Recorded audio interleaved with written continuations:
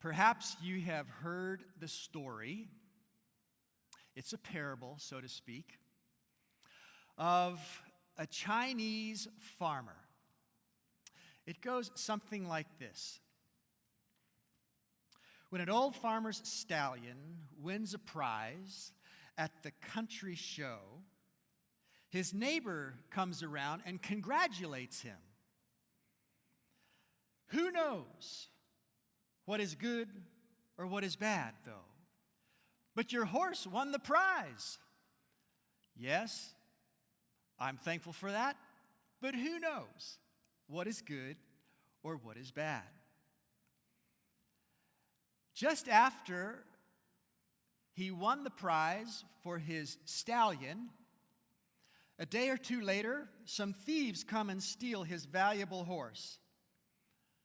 The neighbor comes around to commiserate with him, and the old man replies, who knows what is good or what is bad? A few days later, however, the prize stallion escapes from the thieves and joins a herd of wild mares, leading them back to the farm. Now the farmer has more horses than he had ever had before. The neighbor calls to share the farmer's joy, but the farmer says, who knows what is good or what is bad? The following day, while the farmer's son is trying to break one of the mares, making her rideable, the horse throws the son and he fractures his leg. The neighbor comes around again and shares in the sorrow of the farmer for his son's broken leg. But the farmer replies, as he always has before, who knows what is good or what is bad? The following week, the army comes through the region, forcibly conscripting soldiers for war, but they do not take the farmer's son because his leg is broken. And you guessed it, who knows what is good or what is bad? So the story goes of a farmer and his experiences. We think today that things are getting bad, and they are.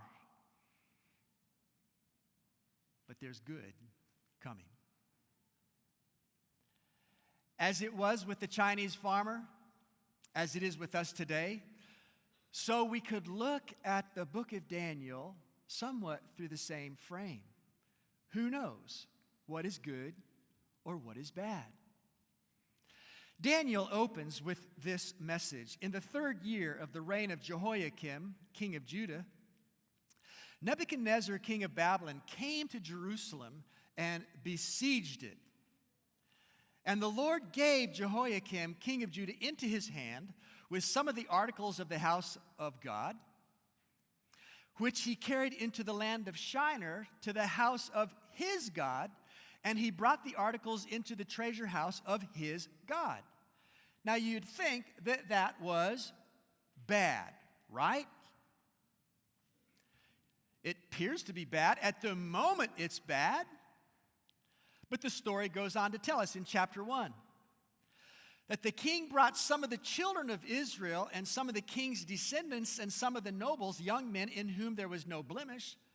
They were good looking, gifted in all wisdom, possessing knowledge and quick to understand, who had ability to serve in the king's palace, and whom they might teach the language and the literature of the Chaldeans. Bad, but moving a little bit towards good. Most of us know the story of Daniel, chapter 1. Daniel and his 3 friends, Hananiah, Mishael, and remember, Azariah, their Hebrew names. We'll learn some of their Babylonian names in just a few moments. But they are actually in a training program. Nebuchadnezzar had taken Jerusalem's brightest and best, and now they are in somewhat of a graduate study program to learn the culture, the language, the laws of Babylon, with the idea that they will serve in the king's court. The provision is given for them to eat from the king's table. But if you've read chapter 1 of the book of Daniel before, you know that Daniel and his friends purposed in their hearts that they would not defile themselves with anything from the king's table.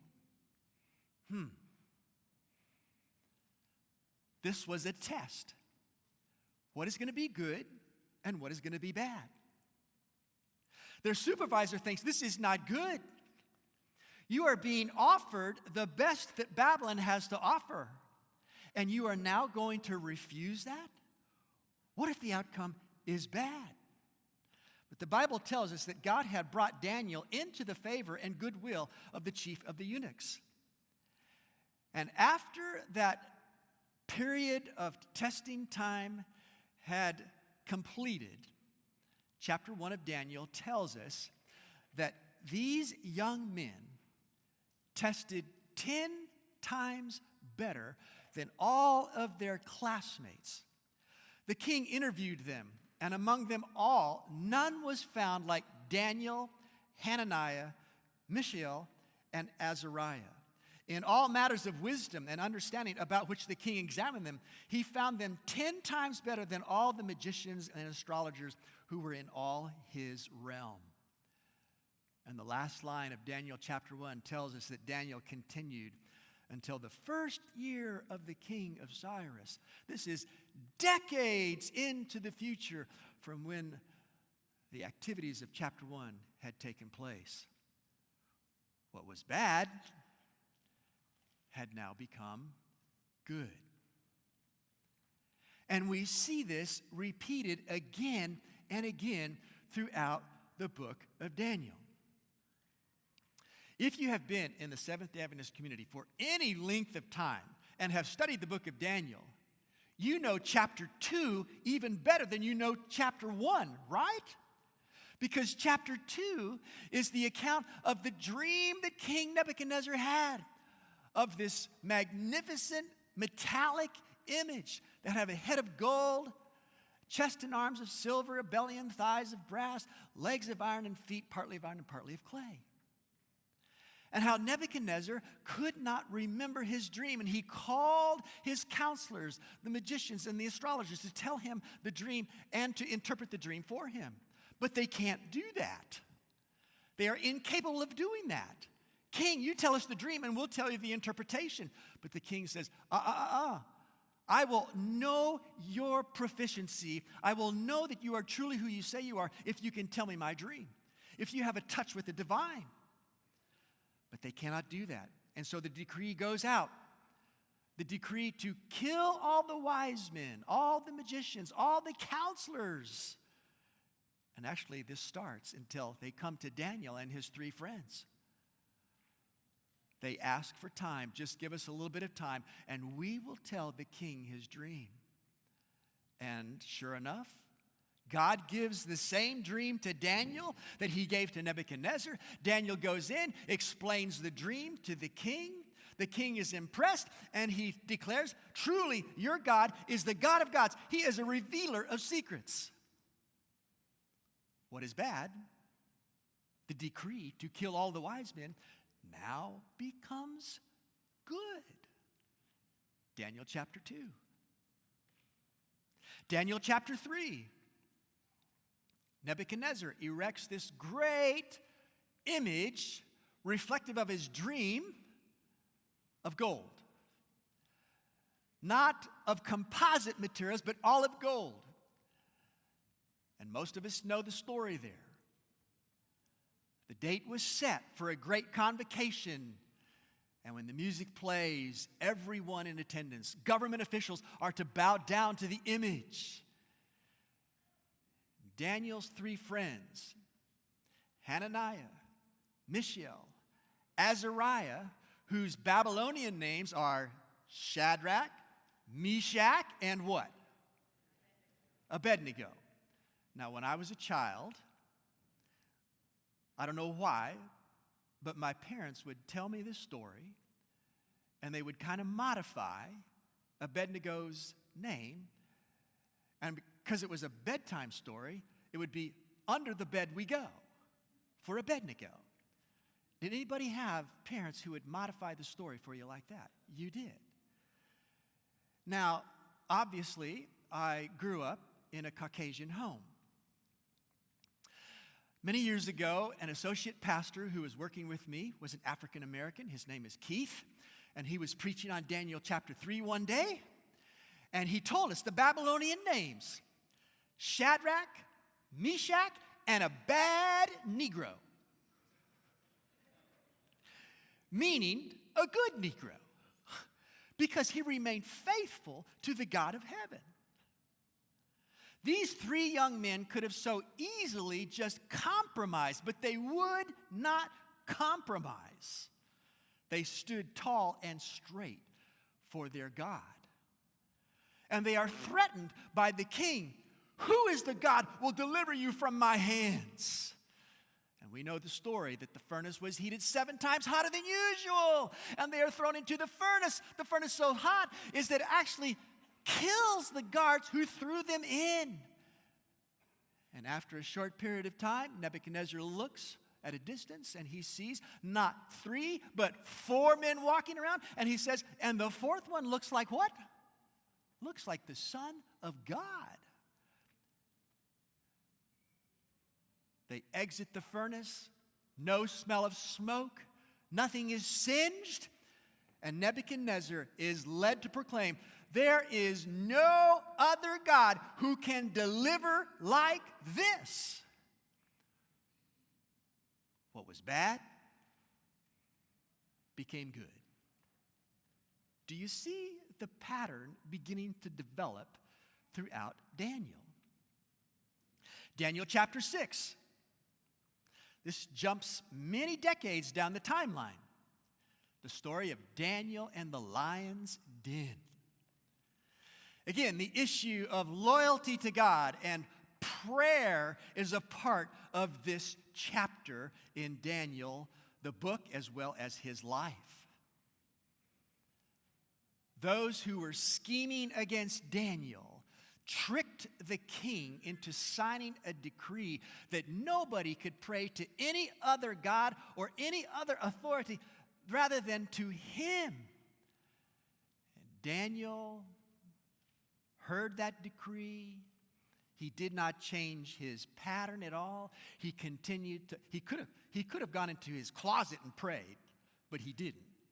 He continued his practice of prayer. And we're going to see a little bit later a little fuller picture of this and at what time this occurred in Daniel's life. Daniel is caught.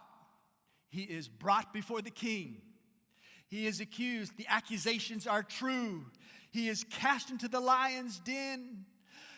Daniel sleeps like a baby. Darius cannot sleep. He's worried all night. He comes first thing the next morning, removes the cover from the lion's den. Daniel, are you okay? And Daniel responds, my God sent his angel and shut the lion's mouth. What was good, what was bad rather, now becomes good. We see this not only in the stories of Daniel, but also in the prophecies. A major player in the prophecy of chapter 7 is this bizarre, symbolic horn, symbolizing a religious power. We don't have time to go into all the details. Many of you are familiar with that. But just for our purposes here at the moment, this little horn persecutes the saints of the Most High. That's bad. But at the end of that vision, the angel proclaims to Daniel, in explaining, interpreting the vision, that the greatness of the kingdoms shall be given to the saints of the Most High. What was bad, persecution, turns into an award for God's saints. It is good.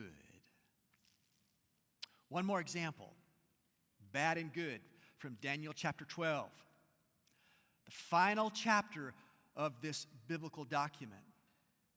Speaking of the very end time chapter of this earth's history, there shall be a time of trouble, such as never was, since there was a nation, even to that time. And at that time, your people shall be delivered, everyone who is found written in the book. Many of those who sleep in the dust of the earth shall awake, some to everlasting life, some to shame and everlasting contempt. Those who are wise shall shine, those who turn many to righteousness like the stars forever and ever. Time of great persecution, great tribulation, but also a time of deliverance, bad and good. Bad and good. I would suggest to you that through Daniel's stories and prophecies, what is bad turns into good, and it is the story of a relentless love that prevails. Not only in Daniel's personal experience or in the experience of Shadrach, Meshach, and Abednego, but in the experience of Nebuchadnezzar, in the experience of Darius, in the experience of anybody who has an open heart to receive the relentless love that God gives. And for every generation from that era right down to our day, what is bad becomes good because of God's relentless love that is in operation. When we look at Daniel as a whole, we see that it reveals a divine sentence and a divine setup. Judah went into captivity because God was simply acting in harmony with the covenant that he had established with his people. You can read about this in Deuteronomy chapter 28, in which Moses outlines the blessings for obedience and the curses, the consequences, we could say, for disobedience.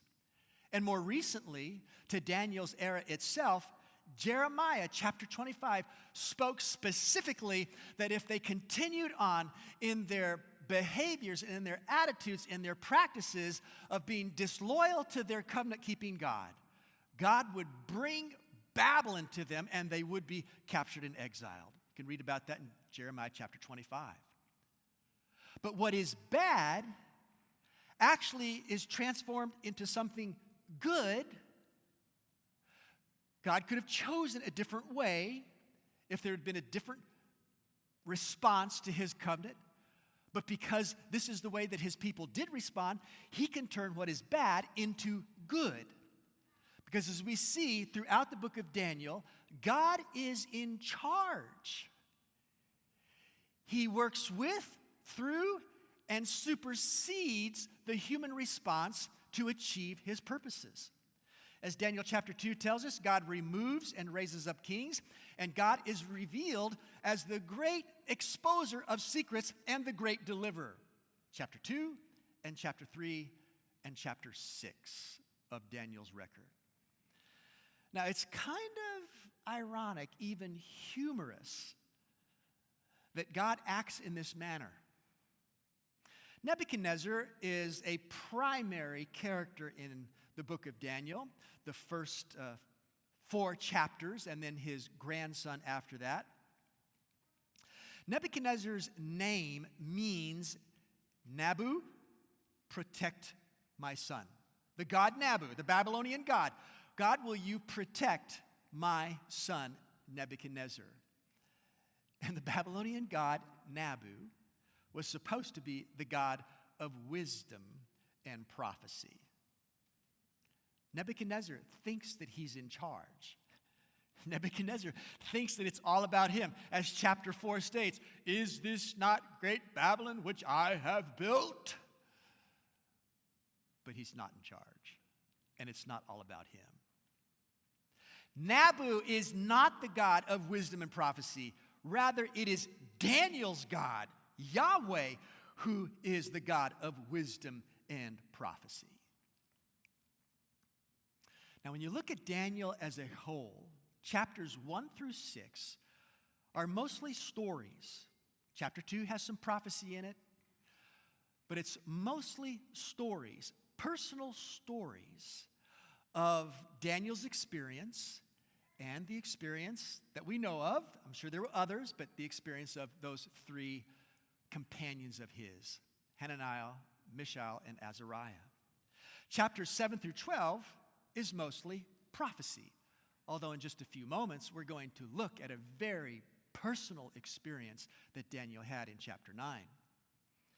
And it's interesting to note that in the language of the Bible, chapter 1 is written in Hebrew, chapters 2 through 7 are written in Aramaic, which was kind of the English of that period. It was the international language of that era.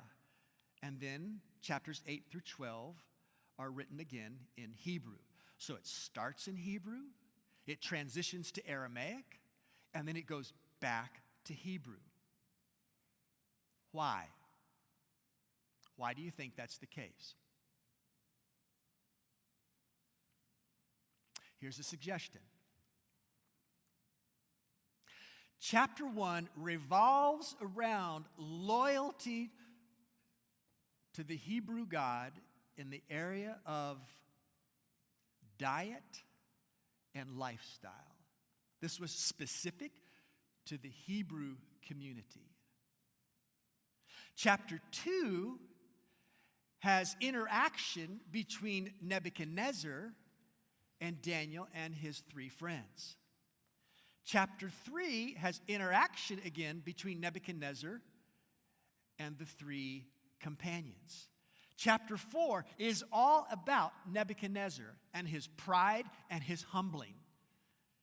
Chapter 5 is about Belshazzar and his rebellion and his rejection of Daniel's God, even though he knew all that had taken place with his grandfather. And then chapter 6 is again about a non-Jewish ruler who has interaction with Daniel. Daniel in the lion's den. So 2 through 6 have somewhat of a more international, cosmopolitan context to them. They are stories that non-Hebrew speakers could readily connect with. When we move back into chapter 8, the vision that Daniel receives revolves around sanctuary symbolism, once again unique to the Hebrew community and the rest of the book by and large.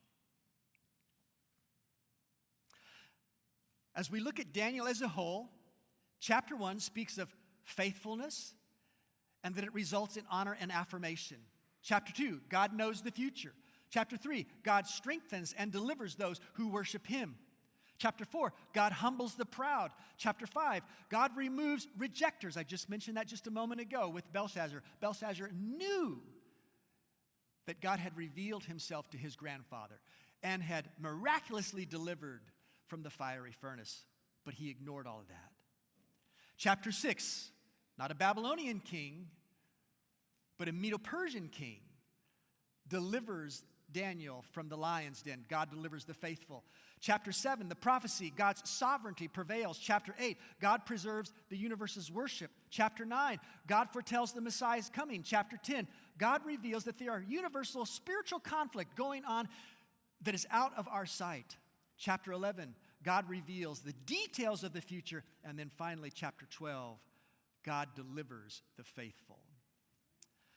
Now, if you're not familiar with the book of Daniel, that's kind of like a fire hose. How do I absorb all that? But it does give you kind of a bird's eye view of the entire book. The major visions are in chapters 2, 7, 8, transitioning over to chapter 9, and chapter 11, transitioning over to chapter 12. These visions repeat and give more detail. The theme of them is very similar throughout. But with each repetition of the vision, more detail is given. Think of it in these terms. What's in 100? We think of $100. We think of 100 excuses. We think of 100 whatever. There's a lot in 100. 100 is 2 times 50. 100 is 4 times 25. 100 is 5 times 20. 10 times 10. 200 times a half. 400 times a quarter. So you can see that it's almost infinite as to what is in 100. Or think of it in these terms in relationship to Daniel's visions. Most of us have a smartphone. Do you know everything that your phone can do? No. In fact, I'm probably only utilizing maybe 25% of my phone's capacity. And you've probably had a conversation like this at some point where you're with someone who has the same phone you have, and they're working on something, and you see them doing something you don't know how to do, and they show you how to do it, and you go, wow, I never knew that my phone could do that. Daniel's prophecies are amazing in how they unlayer with each repetition more and more detail. So that's kind of a bird's eye view of Daniel as a whole. I invite you now to experience and follow along with the most personal portion of Daniel. And it's with Daniel himself. It comes to us from Daniel chapter 9. Now remember, this is in that portion of the book that is mostly prophetic. But Daniel chapter 9 provides to us the most personal aspect of Daniel. This is what we find as we look at the beginning of the chapter. In the first year of Darius, or Darius, depending upon which accent you put the syllable. In the first year of Darius, the son of Ahasuerus, of the lineage of the Medes, who was made king over the realm of the Chaldeans, in the first year of his reign, I, Daniel, understood by the books the number of the years, specifically by the word of the Lord through Jeremiah the prophet, that he would accomplish 70 years in the desolations of Jerusalem. Daniel was studying his Bible. He was studying the prophet Jeremiah's revelations to that generation that was now before Daniel. This is found in Jeremiah chapter 25. Then I set my face, Daniel continues to write, toward the Lord God to make request by prayer and supplications with fasting, sackcloth, and ashes. And I prayed to the Lord my God and made confession and said, O Lord, great and awesome God, who keeps his covenant and mercy with those who love him and with those who keep his commandments. We have sinned and committed iniquity. We have done wickedly and rebelled, even by departing from your precepts and your judgments. Neither have we heeded your servants, the prophets, who spoke in your name to our kings and our princes, to our fathers, and all the people of the land. Now pause here for a moment. When did Daniel chapter 9 take place? The very first verse of that chapter tells us that it was in the first year of Darius. Now when you go back to chapter 6, you'll read there at the beginning of chapter 6, it pleased Darius to set over the kingdom 120 satraps, 3 governors, and Daniel was one of those 3 governors. Chapter 6 and chapter 9 are vitally linked together. In fact, they're almost congruous with each other. Daniel says that he was in prayer, fasting, sackcloth, and ashes. He is studying the prophecies of Jeremiah. He is calculating the number of years that Judah has been in Babylon. The time is almost up. And he devotes himself to prayer. This is when Daniel's contemporaries conceive their plan to get him to stop praying. Do you think this is a coincidence? Is there an unseen power operating through Daniel's associates, attempting to discourage and disillusion Daniel about studying prophecy and about praying? But we know the story according to chapter 6. Daniel does not deter, he does not alter his pattern at all. He continues to pray. Now, we've already noticed from his own testimony what he prays about. He is confessing his sins. He is confessing the sins of his country. And he's praying about the fulfillment of prophecy. In fact, we can rightly surmise that Daniel is looking back over the course of his entire life in Babylon. And he is utilizing all those experiences that we've read about in chapters 2, 3, 4, and 5 as his prayer journal as to how God has been present and worked in his life and worked in the lives of those who have been faithful to him. Chapter 9 continues Daniel's testimony. O Lord, righteousness belongs to you, but to us, shame of face as it is this day. We have not obeyed the voice of the Lord our God to walk in his ways, which he set before us by his servants the prophets. Yes, all Israel has transgressed your law and has departed so as not to obey your voice. Therefore, the curse and the oath written in the law of Moses, the servant of God, have been poured out on us because we have sinned against him. As it is written in the law of Moses, all this disaster has come upon us, yet we have not made our prayer before the Lord our God, that we might turn from our iniquities and understand your truth. Therefore the Lord has kept the disaster in mind and brought it upon us, for the Lord our God is righteous in all the works which he does, though we have not obeyed his voice. And now, O Lord, our God, who brought your people out of the land of Egypt with a mighty hand and made yourself a name as it is this day, we have sinned, we have done wickedly. Do you see just a little bit of an upturn here in Daniel's prayer? He has freely acknowledged the rebellion, the sinfulness, the disobedience of himself and his own people. But God, aren't you the God who brought up from the land of Egypt with a mighty hand our ancestors?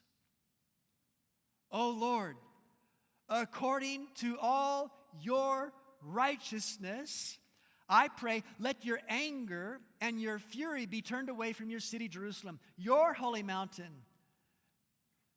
Do you hear echoes of Moses in here at all? Remember the dialogues that Moses would have with God? God, are you really going to destroy your people here in the wilderness because of their rebellion and their disobedience? What are the Egyptians going to say about this? They're going to say that you were not able to bring them into the land that you had promised them. And so Daniel, in a similar manner to Moses, says, God, this is your city. It's your Jerusalem. It's your holy mountain. These are your people. Now, therefore, our God, hear the prayer of your servant. Oh, my God, incline your ear and hear. Open your eyes and see our desolations and the city which is called by your name. For we do not present our supplications before you because of our righteous deeds, but because of your great mercies. And then feel the fervency of Daniel as he closes his prayer. Oh Lord, hear. Oh Lord, forgive. Oh Lord, listen and act. Do not delay for your own sake, my God, and for your city and your people are called by your name. Daniel prays about the fulfillment of prophecy, and he prays in agreement with the covenant keeping character of God. And this is exactly how Jesus taught us to pray in the New Testament. Our Father in heaven, hallowed be your name. Your kingdom come, your will be done. Praying in agreement with God's revealed will makes for a powerful, impressive prayer that gets the attention of God. It is actually a pre-echo of what we find from the Apostle Paul in Romans chapter 8. The Spirit helps us in our weaknesses. The Spirit makes intercession for us because we are aligning with the heart of God in our prayer. Oh Lord, heal. Oh Lord, forgive. Oh Lord, act. I'm praying in alignment with your prophecy. Now, while I was still speaking, praying and confessing my sin, Daniel continues, and the sin of my people Israel, and presenting my supplication before the Lord my God for the holy mountain of my God. Yes, while I was speaking in prayer, the man Gabriel, whom I had seen in the vision at the beginning, being caused to fly swiftly, reached me at about the time of the evening offering. And he informed me and talked with me and said, "O Daniel, I have now come forth to give you skill to understand. At the beginning of your supplications, the command went out, and I have come to tell you, for you are greatly beloved. Therefore, consider the matter and understand the vision." The what? The vision. It's a part of that iPhone of Daniel that leads us back to discover what is missing here. What is the content? The vision goes back to Daniel chapter 8 and verse 27, into the entire vision that is given in Daniel chapter 8, which we will not look at today.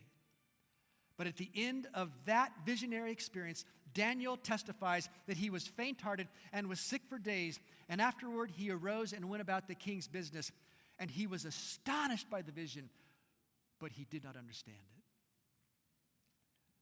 Do you think sometimes that God's word is mysterious and hard to understand? Absolutely we do. But we're not alone. Daniel had the very same challenge.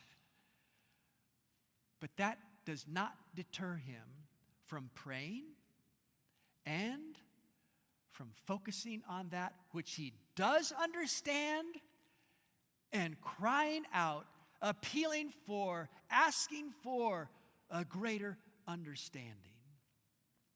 I have come to tell you, for you are greatly beloved, testified Gabriel. Therefore consider the matter and understand the vision. And then he goes on to give this explanation.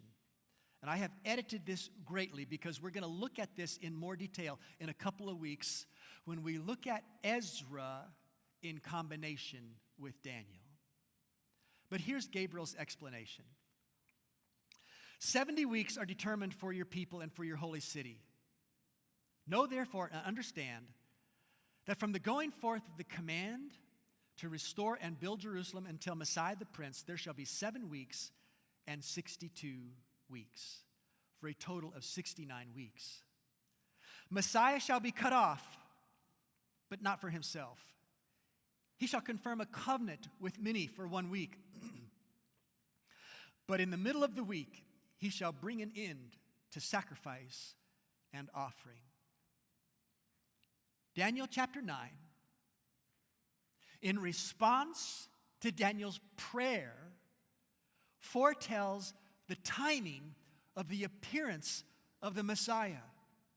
And in fact, it is this portion of Scripture that Jesus refers to at the beginning of his public ministry, as recorded in Mark chapter 1. The time is fulfilled, proclaims Jesus, and the kingdom of God is at hand. Repent and believe in the gospel.